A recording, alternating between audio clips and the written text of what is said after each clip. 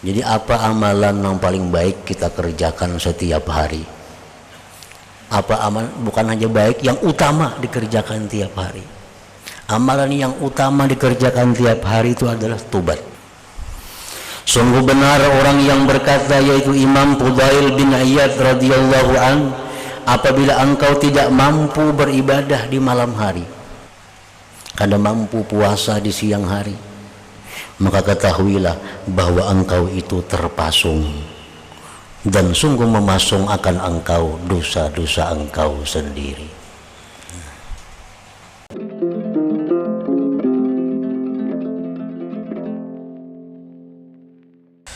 Para muhibbin rahimakumullah, wa qala hujjatul Islam Al-Ghazali qaddasallahu ta'ala ruha bi minhajil abidin, summa alaika ya talibal ibadah waffaqakallah wa iyyana bittaubah wa dzalik li amrain.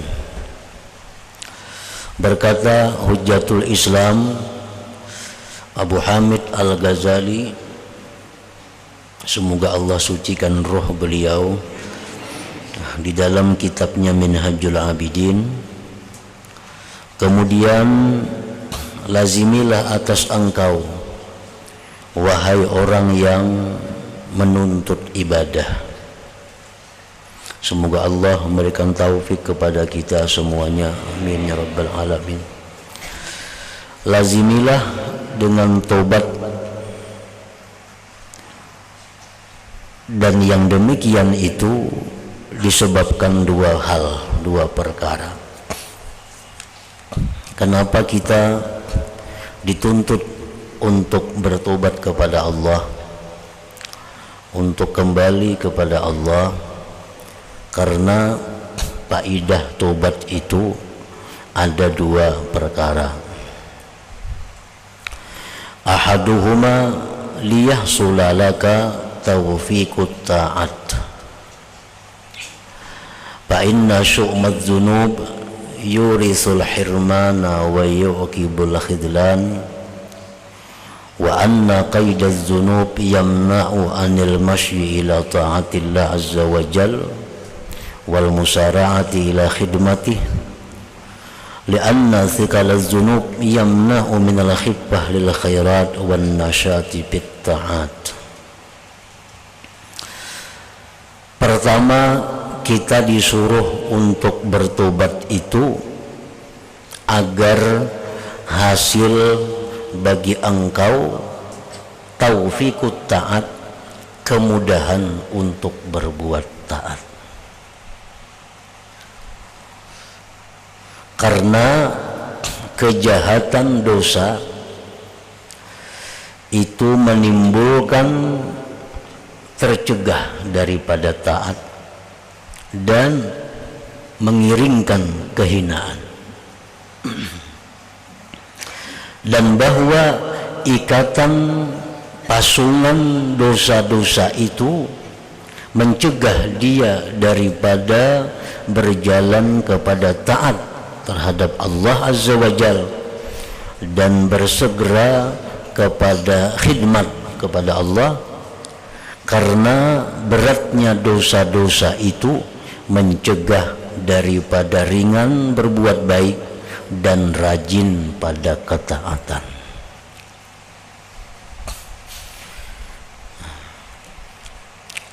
Ini yang pertama di antara dua alasan kenapa kita disuruh untuk bertobat, supaya dengan tobat itu Allah memberikan kita kemudahan untuk berbuat taat. Karena dosa-dosa yang ada pada diri kita itu memasung kita. Nah, dosa-dosa itu memasung kita, membelenggu kita daripada berjalan kepada kebaikan dan berbakti kepada Allah Subhanahu wa ta'ala. Makin banyak dosa yang ada dalam diri kita, maka makin berat kita melakukan taat. Makin banyak dosa, makin susah untuk berbuat ibadah kepada Allah Subhanahu wa ta'ala. Nah, jadi itu fungsinya yang pertama tadi, tobat. Dengan tobat itu kita terhapus dari dosa, lalu tubuh kita menjadi lepas dari pasungan, dari ikatan dosa tadi. Wa annal israr 'ala dzunub mimma yusawwidul qulub fatajiduha bi zulmatin wa qasawatin la khulusa fiha wala safawa wala lazzata wala halawah. Dan bahwa mengekali dosa, mengekali dosa itu artinya kada bertobat, walaupun kada hari-hari berbuat dosa. Kita berbuat dosa 10 tahun telah lalu, satu dosa apa, tapi kita kada tobat-tobat dari dosa itu, maka itu namanya mengekali. Nah, mengekali itu adalah merupakan dosa yang lain lagi daripada dosa yang terdahulu. Jadi umpamanya kita hari ini ada menggunjing orang, nah, hari ini kita ada menggibah orang, kita kada segera tobat, nah itu namanya israr, mengekali. Walaupun kita menggunjingnya tadi, menggibahnya itu cuma sekali, tapi karena kita kada tobat disebut mengekali, dan itu dosa lain lagi daripada gibah tadi. Jadi kalau kita minta ampun kepada Allah, tobat kepada Allah daripada gibah, maka kita tobat pula daripada israr, mengekali itu. Bahwa mengekali atas dosa itu adalah menghitamkan hati. Sudah dijelaskan pada bab-bab yang terdahulu bahwa apabila kita berbuat satu dosa, maka itu menimbulkan satu titik hitam di dalam hati kita. Nah, hati kita itu laksana cermin. Nah, laksana cermin. Dari cermin itu kita bisa melihat diri kita. Dari cermin itu kita bisa melihat diri kita. Nah, cermin itu laksana hati. Nah, apabila cermin itu hitam, satu dosa satu titik hitam, dua dosa dua titik hitam, akhirnya cermin itu kada berfungsi sebagaimana mestinya. Cermin itu kada bisa kita pakai lagi untuk melihat diri kita. Nah, itu kenapa sebabnya? Karena cermin itu sudah terlalu banyak nuktah, titik-titik hitam di situ. Nah, jadi mengekali dosa itu termasuk sesuatu yang membuat hitamnya hati, maka kamu dapati hati itu dalam kegelapan. Wa qasawatin, keras, tidak ada murni padanya dan tidak ada bersih padanya, dan tidak ada kelezatan padanya dan tidak ada manis padanya. Orang beribadah kepada Allah membawa dosa, maka ibadahnya itu tidak ada kelezatan. Nah, ibadahnya itu kada ada manisnya.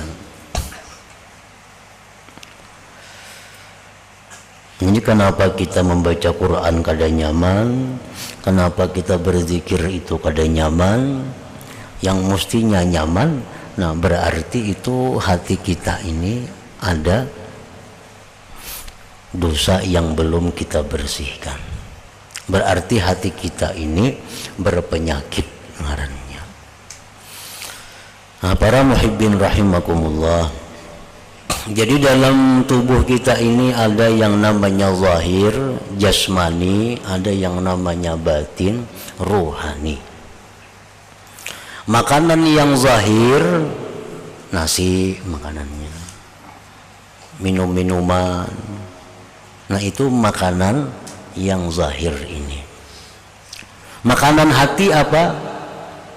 Salawat, zikir, baca Quran, mendengari ilmu, itu makanannya rohani. Nah, apabila jasmani kita ini makan makanan yang manis tapi merasa pahit, berarti ini orang garing, ini orang sakit. Orang sakit tuh liur pahit, disuruh gula pahit, bubur sup pahit, surungi ini pahit. Kenapa? Karena jiwa jasmaninya sakit.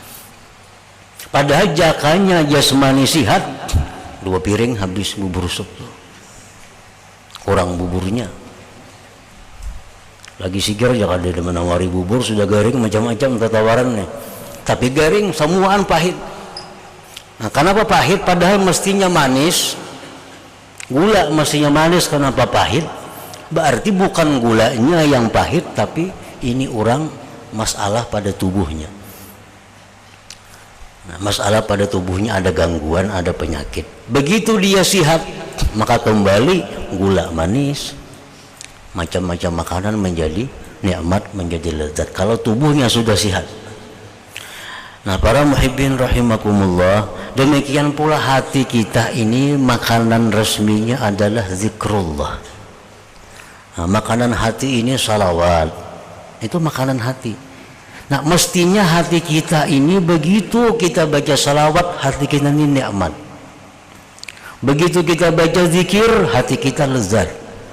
Begitu mendengar ilmu, hati kita manis, nyaman.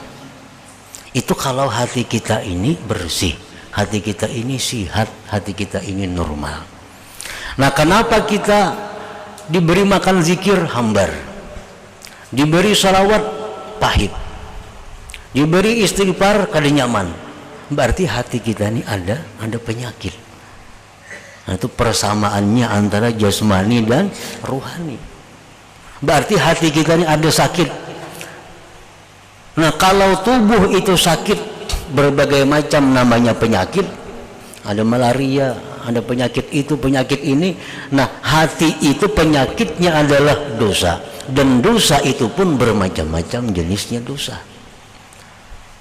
Nah, jadi kalau kita berzikir, coba zikir 100 kali la ilaha illallah, nyaman kada hati kita? Bila kada nyaman, berarti hati kita ada dosa, berarti hati kita ada penyakit.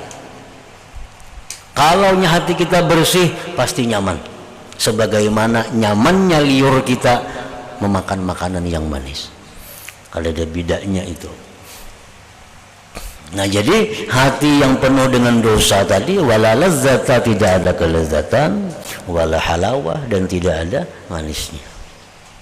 Wa illam yarhamillah ta'ala fasatajurru sahibaha ilal kufri wasyaqawah. Jika Allah tidak memberi rahmat kepada orang yang berdosa tadi, maka dosa-dosa itu akan membawa kepada kekafiran dan celaka. Sebagaimana perbuatan baik itu saling tarik menarik, demikian pula perbuatan jahat pun tarik menarik. Nah, kalau kita berbuat dosa, satu dosa kita kada tobat, nah itu akan mengundang lagi dosa yang lain. Dosa dua sudah jadinya. Nah, 2 dosa ini akan mengundang lagi dosa yang lainnya. Kalau kita kada tobat, mengundang lagi dosa yang lebih besar daripadanya. Akhirnya undang-undang mengundang, membawa kepada kekafiran. Dan kafir itu adalah dosa yang paling besar di antara dosa besar. Nah, perbuatan taat pun demikian. Kalau kita berbuat taat sedikit, tapi karena taat kita itu nikmat, taat kita itu lezat karena hati bersih dari dosa, akan mengundang kepada taat yang lain lagi. Nah, dulunya cuma 2 rakaat, nikmat nyaman, sekarang jadi 4 rakaat. Dulunya cuma 100 kali sehari baca salawat karena nikmat, karena nyaman, udah jadi 200 sehari. Nah, itu mengundang kebaikan, itu membawa kepada kebaikan lainnya, dosa pun membawa kepada dosa yang lainnya. bini-bini itu asal mulanya kada bakal kamban, baju panjang, tangan panjang, bajunya panjang sampai ke batis, cuma kada bakal kamban lagi seputing. Nah bila itu kada tobat inya kena bahandap selawarnya tuh. Bila itu kada tobat kena bahandap selawarnya. Kada tobat lagi asalnya ingat landau, ingat lintuhut selawar. Kada tobat lagi ingat batang paha selawarnya. Itu mengundang kepada kejahatan. Karena tangannya panjang jadi ingat siku, jadi ingat bahu, akhirnya dadanya kada berpakaian lagi. Nah, padahal asalnya cuma kada memakai jilbab, asalnya cuma kada memakai penutup kepala, tapi karena itu kada disesali, kada tobat, mengundang. Orang laki-laki dan perempuan yang berduaan itu satu dosa. Al-khalwah bil ajnabiyah, berduaan laki-laki perempuan itu dosa. Nah bila ini kada dihentikan akan menjalar kepada dosa yang lebih besar lagi, lebih besar lagi. Pada asalnya cuma berduaan.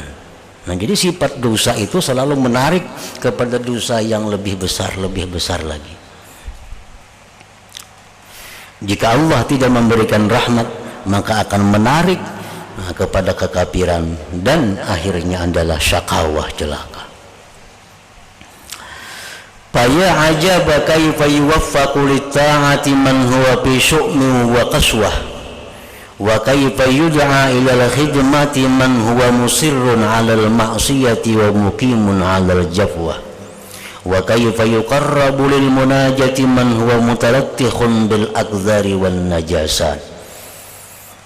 Bagaimana mungkin diberi taufik, diberi kemudahan untuk taat kepada Allah orang yang berada di dalam kejahatan dan di dalam hati yang keras.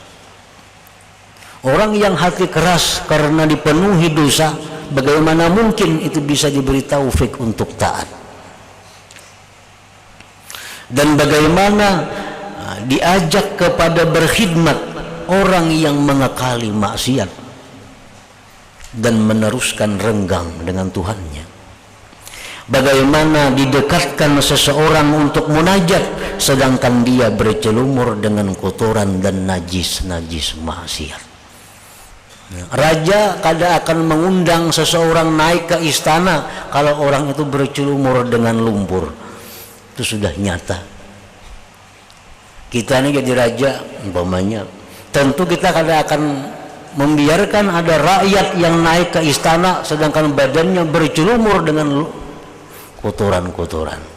Suruh mandi dulu, ikan baju rigat ganti, tuh batis basuh, hanya naik ke bawah ujar raja.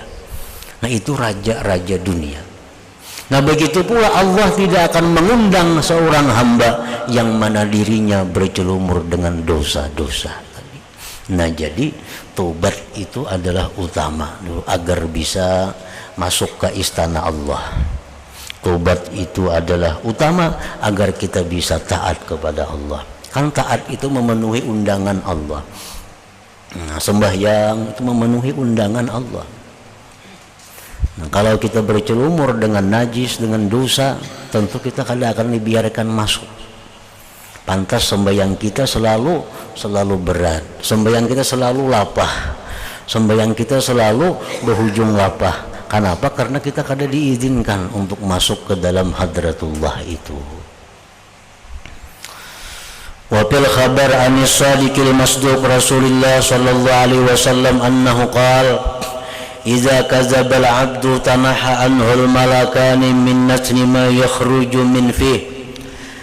Rasulullah sallallahu alaihi wasallam bersabda, bila mana berdusta seorang hamba maka berjauhlah daripadanya dua malaikat dari busuknya yang keluar dari mulutnya.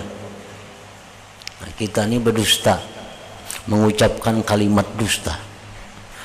Malaikat ini berjauh dari kita karena busuknya itu kalimat dusta tadi.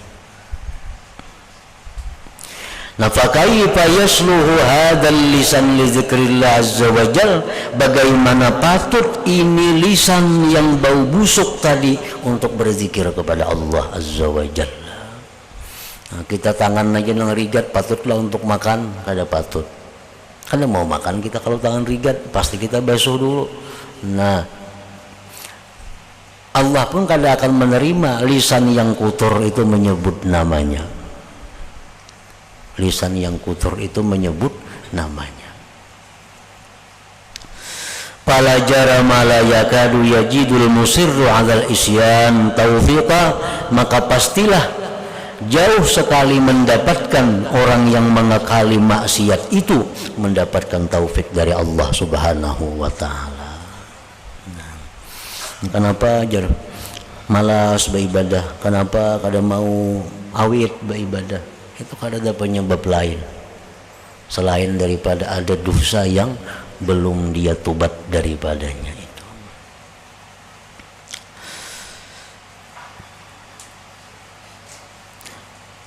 Wala takhibbu arkanuhu liibadatillah, dan tidak akan ringan anggota tubuhnya itu untuk beribadah kepada Allah. Orang yang masih bercelumur dengan dosa kada akan ringan anggotanya beribadat kepada Allah. Fa in ittafaqa fa bikaddin, jikalau dia beribadah juga maka dengan susah payah. La halawata ma'ah wala safwah, tidak ada manis besertanya dan tidak ada kebersihan, kejernihan baginya. Wa kullu dzalik li syu'miz dzunub wa tarki taubah, seluruh yang demikian itu akibat daripada jahatnya dosa dan meninggalkannya tobat. Jadi apa amalan yang paling baik kita kerjakan setiap hari? Apa amalan, bukan hanya baik, yang utama dikerjakan tiap hari. Amalan yang utama dikerjakan tiap hari itu adalah tobat. Tobat. Pagi tobat, tengah hari tobat, kamarian tobat, tengah malam tobat. Kenapa? Karena kita pasti ada melakukan dosa-dosa di tengah-tengah waktu itu.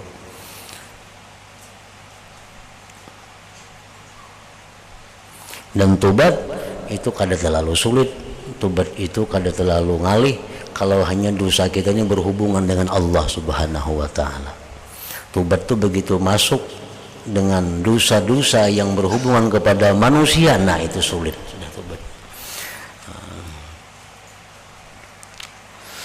Walaqad sadaqa man qala, sungguh benar orang yang berkata, idza lam taqwa ala qiyamil lail wa siyamin nahar fa'lam annaka maqbulun qad qabbalatka khati'atuk.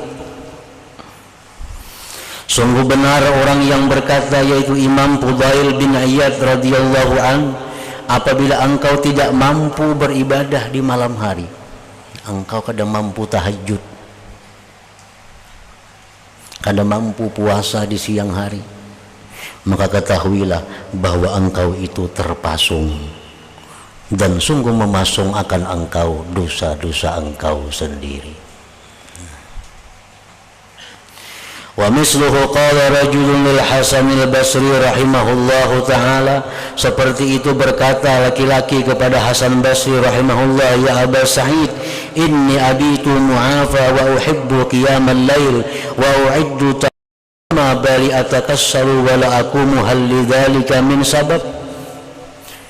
Wahai Aba Sa'id, ulun ni guring dalam keadaan sihat, dan ulun kapingin tengah malam tuh bangun. Ulun siapkan sudah alat-alat bersuci, banyu sudah siap, segan baudu tengah malam, semuaan sudah siap. Maka apa keadaan ulun ini malas dan kada bisa bangun tengah malam itu, padahal kada ada penyakit apa-apa. Waktu guring hendak bangun tengah malam, sudah disiapakan macam-macam keperluan beribadah di tengah malam, sudah siap. Begitu tengah malam kulir. Apa sebabnya? Faqala, ujar Hasan Basri, zunubuka qayyadatka, itu dosa engkau yang memasung engkau. Nah, dosa engkau yang memasung engkau, sehingga kada bisa kita beribadah di tengah malam, kada bawa. Hiyallati mana'atka 'anil qiyam, nah itulah yang mencegah engkau daripada bangun tadi. Imam Ghazali dalam kitab Ihya, beliau menjelaskan sebab-sebab yang memudahkan seseorang agar bisa tahajud. Satu, ujar Sidin, supaya mudah tahajud itu siang jangan terlalu lapah bekerja, begawi. Karena bila siang kalapahan bekerja, malam kayaknya janak bana guringnya. Satu itu, jangan terlalu lapah, jangan berhimat-himat siang itu menguras tenaga. Satu. Yang kedua, ujar Sidin, siang itu ada guring. Paling baik itu guring yang namanya kailulah. Nah, menjelang sembahyang zuhur, menjelang tengah hari, jam 10:30 misal guring sampai zuhur. Nah itu sembahyang yang apa? Guring yang berpahala, guring yang khusus menguatkan qiyamul lail. Yang ketiga, ujar Sidin, malam itu jangan banyak makan minum. Bila banyak makan minum, otomatis barat mengantuk. Nah, yang keempat, supaya bisa tahajud itu pada siang hari jangan melakukan dosa. Artinya bila melakukan dosa juga tobat sebelum malam. Nah, bila 4 hal itu kita laksanakan, kita akan bisa tahajud di tengah malam itu. Nah, macam orang nih, nah, sudah semuaan siap, tengah malam bangun, timbul kada kawa tahajud, pada bangun aja, ujuk-ujuk ke situ kamari tengah malam, timbul buka TV sampai subuh kena.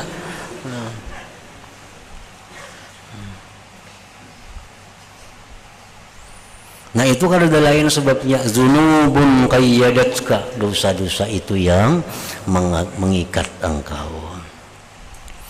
Nah jadi itu yang pertama alasan kenapa kita ini selalu diperintah untuk tobat itu. Jadi amalan apa yang paling baik nang wahini nih? Salawat kah, zikir, tobat itu yang utama dulu. Bila tobat itu biris, semuaan jadi biris. Semuaan jadi mudah, semuaan jadi nyaman. Kita berzikir kada akan nyaman kalau dosa kita masih banyak. Baca Quran kada akan nyaman kalau dosa kita banyak. Sembahyang kayak apa kita belajar kada akan nyaman kalau dosa banyak. Dosa itu mengikat dari segala kelezatan tadi. Wasani minal amrain, yang kedua dari 2 hal kenapa kita disuruh tobat itu, innama talzamuka taubatu lituqbala minka ibadatuk. Nah, agar diterima daripada engkau ibadah engkau. Kenapa kita tobat? Supaya ibadah kita diterima. Karena kalau kita menggunjing orang umpamanya, nah, kita kada tobat-tobat daripada menggunjing orang. Sembahyang kita kada diterima. Pakaian kita ada harta nang haram, sembahyang kita kada diterima. Makanan nang haram, kita beribadah kada diterima. Manipu orang, kada minta maaf, kada minta halal, sembahyang kada diterima. Nah jadi innama talzamuka taubatu lituqbala minka ibadatuk, supaya diterima daripada engkau ibadah engkau. Kan di Quran dijelaskan innama yataqabbalullah minal muttaqin, Allah hanya menerima amal orang yang takwa kepada Allah subhanahu wa ta'ala. Jadi bila kada batubat badahulu kayak apa aja beramal kada diterima Tuhan, selama masih ada dosa-dosa yang kita belum tobat daripadanya. Kan tobat ini pembersihan diri daripada kotoran najis dosa. Nah dengan bersih itu kita akan mudah disilahkan untuk masuk ke hadratullah. Hadratullah adalah ibadah kepada Allah subhanahu wa ta'ala. Nah jadi 2 hal itu yang menyebabkan kenapa kita disuruh tobat. Satu, supaya kita bisa mendapat undangan Allah untuk taat. Nah, yang kedua, supaya taat kita itu diterima. Taat kita diterima. Karena bila kita diundang, nah itu ada harapan diterima. Orang bocor umur misalnya lawan kotoran, tigat baju batis rigat, kada diundang ke istana, masuk ke istana bekakarasan, kada menghadapi juga rajanya. Tentu raja kada akan mau menghadapi. Nah sama orang banyak berisi dosa, kada batu-batu tatap sembahyang bepaksaannya, kada Tuhan terima juga sembahyangnya. Nah itu persamaannya, perbandingannya. Jadi tobat itu membersihkan dulu. Bila kita bersih diri, nah kita bisa diundang oleh Allah. Bila Allah mau undang, tentu Allah akan menerima apa yang kita sampaikan ke hadirat Allah Subhanahu wa Ta'ala. Nah hingga situ dulu makna taubah an-nasuh.